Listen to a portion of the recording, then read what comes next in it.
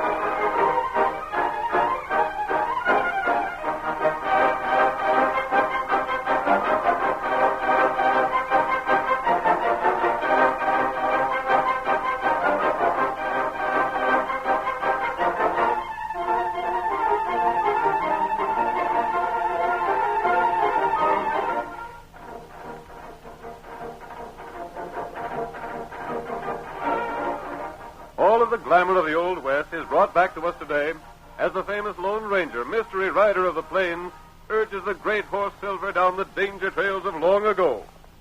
Listen to the tattoo of those silver-shod hoofs. The Lone Ranger rides again. Come on, Silver, old boy! That's it, old fellow! Run as you've never run before! We're needed on the trail ahead! Hi-yo, Silver!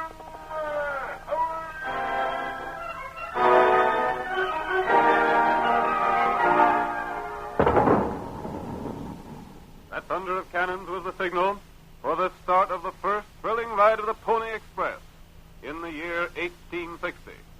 The route extended from Missouri to California. For 2 years, the most highly skilled young horsemen and the fastest mounts carried the mail across the country in record time. 24 hours a day, the Pony Riders urged their fleet little horses along the trail at top speed. Stations were established every few miles to furnish fresh horses for the racing riders.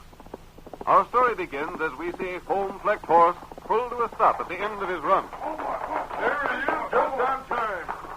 Slap that saddle on a fresh horse and let me be on my way. I'm out to make a record. Bill Cody just passed here in the eastbound I'll run. beat his time if I have to break my neck trying. Want some hot coffee? Not this time. Hurry up with that saddle. Cinch it up tight. I got some important papers this trip. Yeah? What are they? I don't know. Something for Silver Gulch.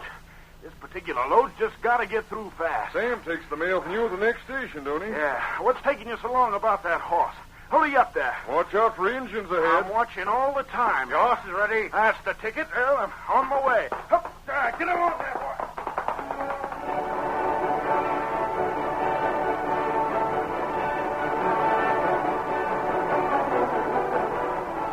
The Pony Express rider was on his way again with important papers to be delivered to Silver Gulch.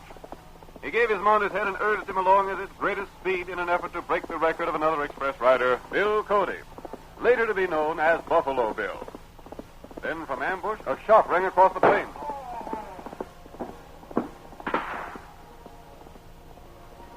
The Pony Express rider fell headlong from his horse while the animal continued down the trail alone. In the meantime, the Lone Ranger and his faithful Indian companion, Tonto, had made their camp along the route at a point several miles beyond the spot where the express rider had been ambushed. As the riderless horse flashed past them, they ran out on the trail looking for some explanation. That Pony Rider horse. But where's the rider? Me not know. Maybe him fall off. The Pony Riders don't fall off their horses, Tonto. That's right. And that horse isn't running away. It's galloping right along the regular trail. Something's happened. Maybe that's right. Here, Silver. What you do, huh? It's about 8 miles to the station where the horses are changed. We're going back there, Tonto, and see what's happened to the Pony Rider. And that's good. When anyone interferes with the mail, it's something serious. You think someone do something? The only way to get a Pony Rider from his horse is to shoot him off. Yep. Come with me, Tonto. Tonto, ready. Come on, Silver.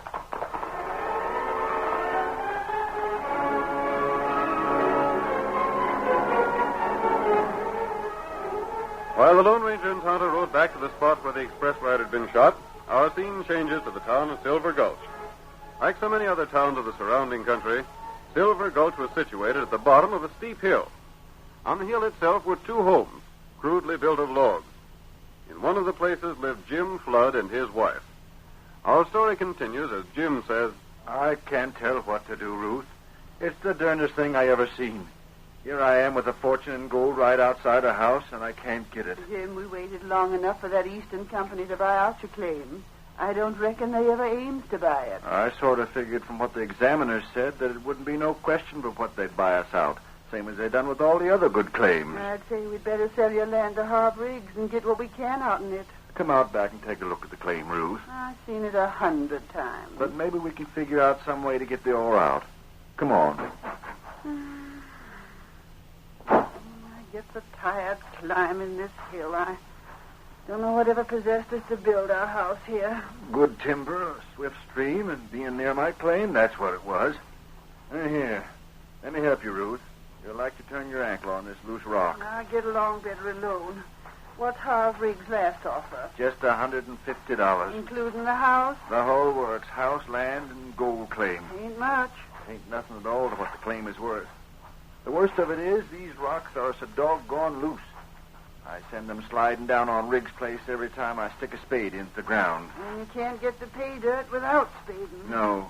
What's that paper Riggs has got from the law? Something called an injunction. What's it do? Just about ruins me, that's what. It keeps me from doing any digging here. Every time I dig, I send the shale down on Riggs' property. So he got this paper. Next time I dig, I go to jail. There's Riggs coming up the hill now. Ornery rat. Hey, Flood. Hello, Riggs.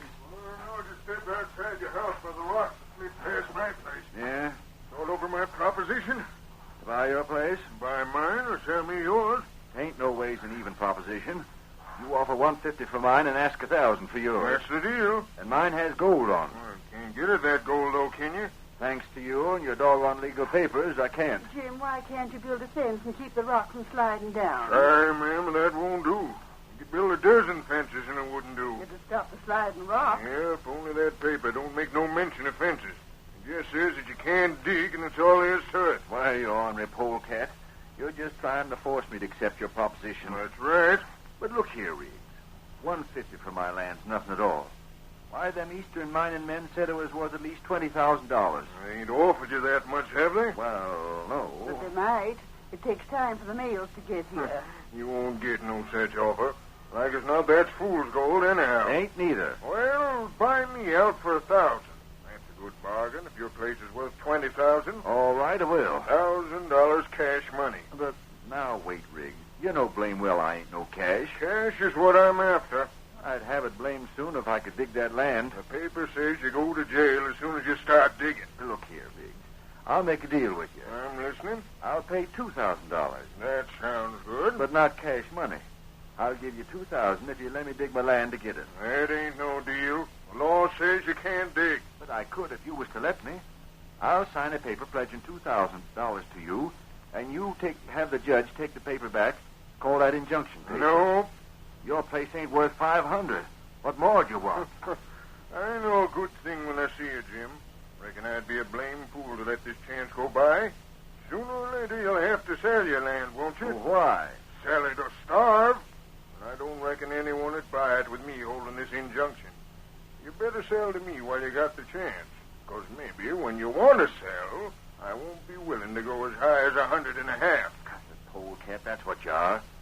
You know just enough about the law to use it to your selfish ends. You're misjudging me, Jim. You're the one that's being selfish. You're like the dog in the manger. You can't use the land yourself, and you won't let no one else use it. Well, I can wait. I reckon you'll sell when you begin to get good and hungry.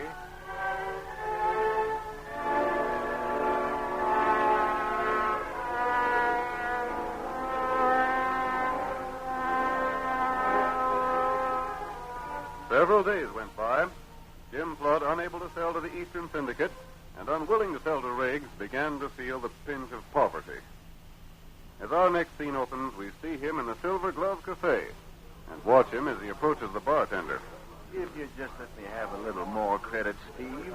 I'd like to, Jim, but you already owe a sizable amount here. But it's grub I want. Little state liquor. Don't you see? Food costs money, Jim. I'm afraid your credit here has come wore out. You won't give me none, Steve? Reckon not. You ain't heard from that Eastern company, have you? No, not yet. Well, I didn't figure you would. Riggs was talking about the fool's gold you thought was genuine. Riggs, that ornery. He says that you never'd hear from that company. Says we'd be foolish to let you have more credit. We never'll get our money. Riggs is trying to make me sell out to him. That's why he's saying them things. Well, maybe you better had sell out. For $150? Oh, Steve, you know what my place is worth. Well, it ain't worth much if it's got fool's gold on it. Let me tell you something, Jim Flood. Yeah? If you don't sell out pretty quick, me and Sam over in the general store is going to have to go to law. I suppose that's Riggs' suggestion, too. Well, it's a good one. You owe us both considerable money. It's up to us to get it. We can force you to sell out if we have to. Pardon me. Oh, yeah. What'd it be, stranger? I happen to overhear you two talking. I reckon we was talking a little too loud. Who is this man, Riggs? What do you want to know for? Who is he? He lives up on the hill a ways, just below my house. I've heard something about the situation on that hill. Your name is Flood, isn't it? That's right. What's your handle, stranger? Suppose you call me friend. Friend? Huh. Reckon that's one thing I ain't got right now. Flood, if you'll sit over here at the corner table with me, I'll stake you to a meal. Thanks, stranger. It ain't so much that I'm hungry. It's the missus, my wife. She's home. When you go home, you'll take food to her, Flood. I ain't taking charity from no stranger. You're looking for word from the east, aren't you? Yeah. Hey, stranger. You sort of talk like an Easterner. Is that where you're from? Fix up some food for Flood to take home when he goes. You'll be paid for it. Are you from the Eastern Mining Syndicate? Suppose we sit over here at this corner table and talk.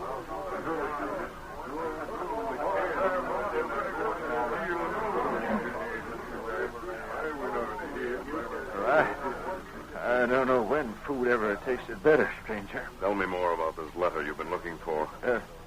Seeing as you ain't from the mining company, I reckon I ain't looking for no letter. Just what was it to be? Well, I reckon there ain't no use talking about it now. I sort of hoped I might get an offer for my land. I can't work it on account of its being on a hill. The stone falls down on Riggs' land. I heard about that. He has an injunction that prevents you from working your land. Yeah, that's right. He wants to buy your place from you. For $150. Huh. That ain't very much, but I expect I'll soon have to sell to him. Suppose the Eastern Company did buy the land. Shucks, they'd be able to rake up the cash and pay Riggs what he wants for his place and work the claim. But you can't pay the cash, huh? Gosh, no. I can't even raise the price of a square meal no more. How'd I ever get $1,000? I'd like to see Harv Riggs. Oh, he'll be coming in here real soon, blowing off his mouth and bragging how he put a slick deal over on me. You just stick around, stranger, and you'll see him.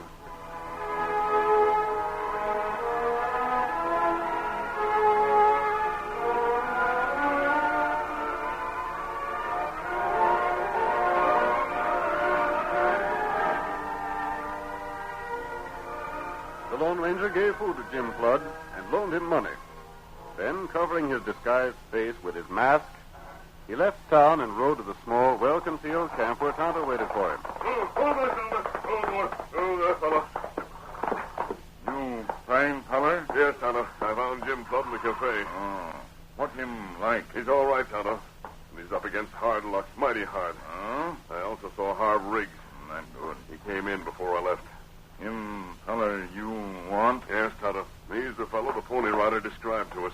Him feller who shoot Pony Rider? Tonto, Harv Riggs is our man. How you prove that? With the Pony Rider dead, I don't see how we can prove that Harv Riggs is the one who stole the mail. Unless we succeed in the plan I have in mind. What? That? The Pony Rider told us Riggs stole one letter from the mailbag. Then him leave Pony Rider. He left the rest of the mail as it was, strapped to the back of the rider. It looked like Indians had done the killing. I think the paper Riggs stole was an offer from the East to buy Jim Flood's claim. What we do? Unless Flood has that paper, he'll sell out for practically nothing. Then Riggs will sell to the Eastern Corporation. I want to find that paper, Tonto. Must be someplace in Harv Riggs' house. You'll have to go there tonight and search the place. Me do. We'll watch. You go in when Riggs leaves. Then when we've got the paper, Tonto, we're going to stake a claim of our own. We'll stake it on that same hill, higher up in Jigden Flood's place.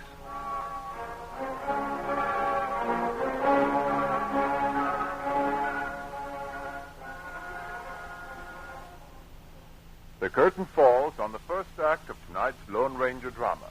Before the next exciting scene, please permit us to pause for just a few moments.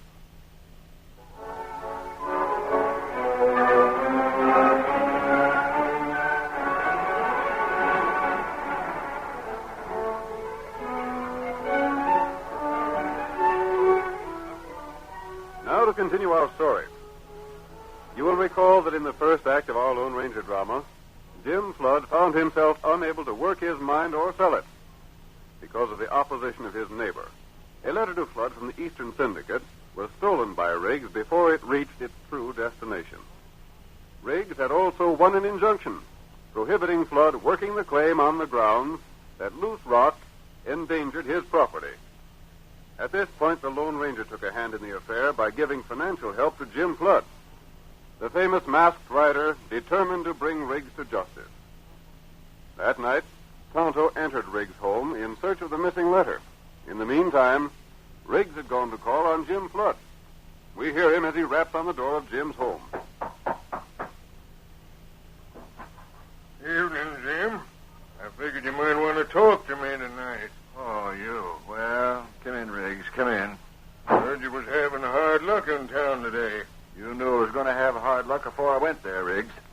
It's your talk that's had them shut off all my credit everywhere. Well, you can't blame a man for being a shrewd business dealer, can you, Flood? I'd almost sooner starve than sell out at your price. And so would I, Jim. Tell Riggs we ain't going to sell. No, I can't do it, Ruthie.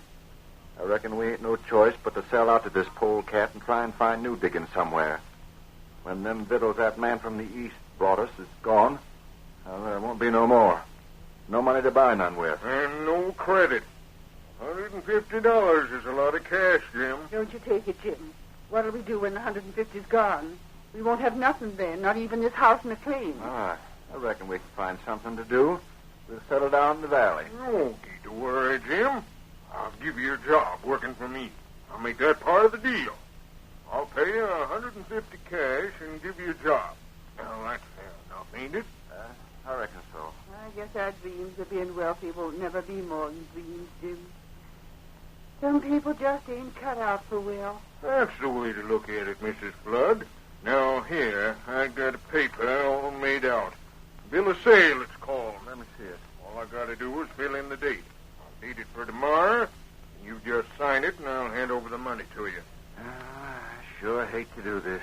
After all your hard years of prospecting, Jim, to finally strike this gold claim, and then have to sell out for $150. Never mind, Ruth. We never had the gold, so we won't miss it. What about that job, Riggs? I'll write it right here on this paper for you. I'll even specify just how much I'm to pay you. Don't be much. I'll vouch for that. It'll be a living wage. You needn't worry. Jim, look. Oh, what's that? Take it easy. It's an outlaw, a masked man. Put down them guns, mister. I want you to come with me. What are you coming here for? Who do you want? Who are you? You stay back, Riggs. It's Jim Flood I want. You can't do this. You can't take me.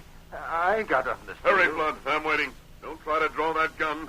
All right, mister. You're showing good sense, Jim, and coming without a struggle. I ain't struggling none. Riggs, don't let him take Jim. Stop him somehow. Stop him. I don't know anything I could have done. He's captured Jim. He's run off with him.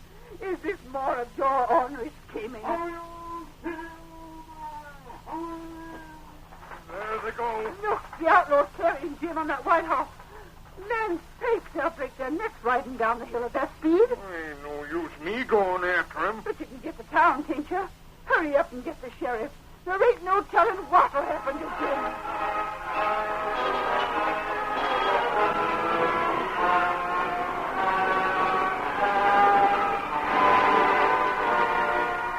The Lone Ranger made Jim a captive.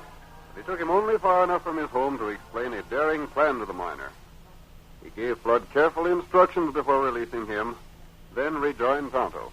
Tonto, did you find the letter Harv Riggs stole? Tonto, look in the house. Not find letter. He wouldn't destroy the letter, Kemosabe, because he'd want to sell the mine to the company when he gets it from Jim. Must be hidden somewhere in his house. Until not find, You searched the house? me not have much time. Search only part of house. He may have the letter in his pocket. We'll go ahead with our plans anyway.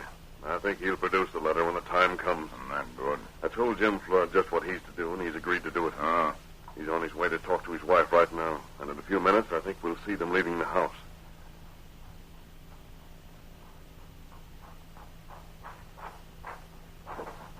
Come on, Ruth. We got to get. Didn't I where you been? Oh, I was that much afraid. What did that masked man want for... Rig's gone. Yeah, a long time ago, but you where you been? No time for talking. I can't explain things now. We got to travel downhill fast. Don't ask no questions. Just take things to where and come on. But why? Landslide, that's why. I've been hearing rumblings on the hill. I ain't heard nothing. Your ears ain't sharp enough then. Now, come on, Ruth, and get some things together. It's too risky to stay here tonight. Jim Flood, have you took leave of your senses? No, here, take these things. Where are we going? We're going to put up for the night at the hotel in town. You have gone loco. First that masked man runs off with you. Then you come back shouting things about a landslide coming off tonight.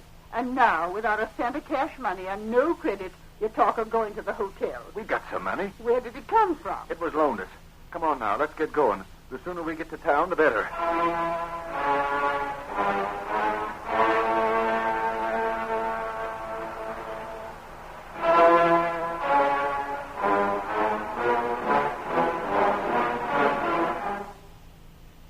The Lone Ranger and Tonto were outside Jim's home, waiting in the darkness, until the sound of falling stones told them of the departure of Flood and his wife. Then the masked man spoke. They're on their way downhill now, Tonto.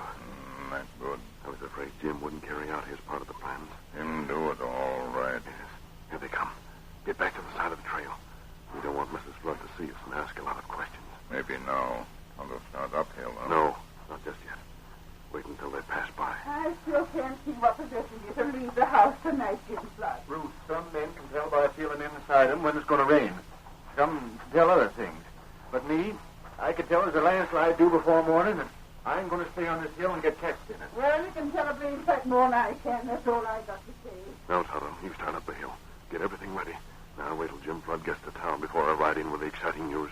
Everyone will laugh at Flood when he tells them there's a landslide due. Maybe them laugh too soon. Yes, they'll be sorry that they laughed.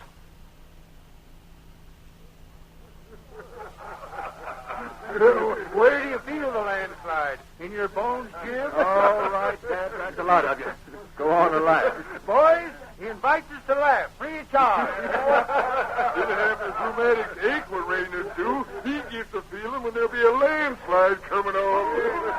Hey, what's that? What's all that noise? Landslide! Hurry! Get up the ring, please! Huh? Oh, what did I tell you? What sort of trick is this? Come outside! See for yourself! He's me! What's the matter? Where? Who is he? All Riggs from his past! Come on! We better go and have a look anyhow. Slide is bad, it might wreck the town. I tell you, boys, it'll ruin a town if it's a bad one. It's the trouble with having a town where this one is. Wonder why Riggs don't know about it. He didn't have the feeling of it like I did. You might have warned him, Jim. You laughed like the same all you men did. Hear that? That is! The masked man was right. Why'd he go there? Boys, we gotta rescue Harv Riggs. We gotta get to him somehow. Get your horses! Come on.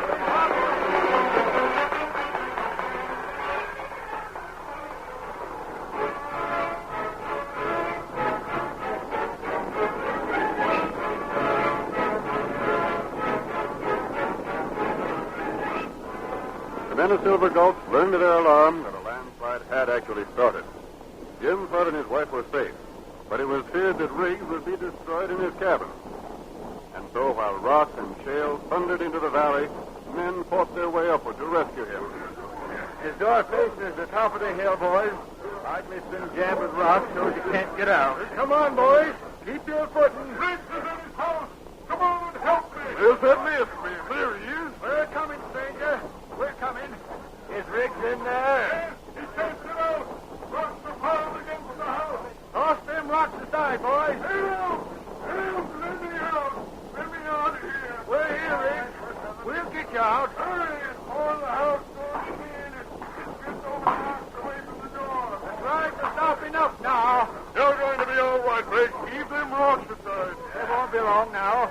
I guess the worst of the slide's done with. Sounded to me like a blast that started it. Hurry with those rocks. Get me out, boys. In the name of goodness, hurry. Get me out of here. This is downright curious. These rocks don't look like shale that have been broken off. They look like they've been piled here by someone. Never mind thinking too much. Get him to the side. Now we can get out. Oh, God. Oh, thank goodness you come, boys. Couldn't get through the winters, eh? No. I guess the slide is over now anyhow. But your work, men, has just begun. What's Who are you anyhow, stranger? You stand right where you are. I imagine when you thought you'd lose your house with a slide, you hid the most valuable of your possessions on your person. I hope so. Don't make a move. Hey, the stranger's holding a gun on Riggs. What's the big idea, stranger? Listen to me, men. Someone killed the Pony Rider and stole a certain letter from him. What? The rider lived just long enough to describe the killer. He knew the letter was addressed to Jim Flood, and the killer he described was Harv Riggs. He lied. He ain't got no proof. The description of the murderer fits you, Riggs. Since I came here, I found out that you'd have reason to want that letter. I wouldn't. That ain't true. Keep your hands where they are. See here, stranger. You can't talk like Listen to me this. till I finish. The letter to Jim Flood was one he was expecting from an Eastern mining syndicate. I thought I'd get an offer to buy my place, you see, gent. Well, Riggs knowed that. He didn't want me to get that offer. He figured to force me to sell out to him, and then he'd sell to the Eastern people. Well, it's nothing but a pack of lies. It ain't true. It can easily be proved. Riggs, if you didn't steal that letter, you wouldn't have it now. I ain't. Stand still, Riggs. You're going to be searched. I won't submit to this. It's an insult. I'll take you to court. We'll hold court right here. That whole landslide was staged for your benefit. Rocks were piled against your house so you couldn't get out. Take your hands off me.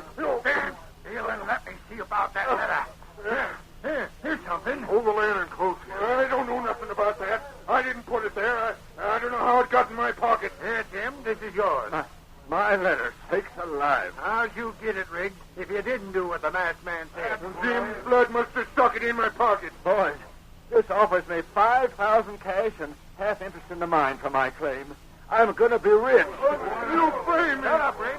Why should Jim Flood try to frame you by putting that letter in your clothes? That letter makes him a rich man. Stranger, we sure want to thank you. Get that masked man. How do you know he ain't the killer? Maybe he's just trying to frame me for what he done. We don't want him, Riggs.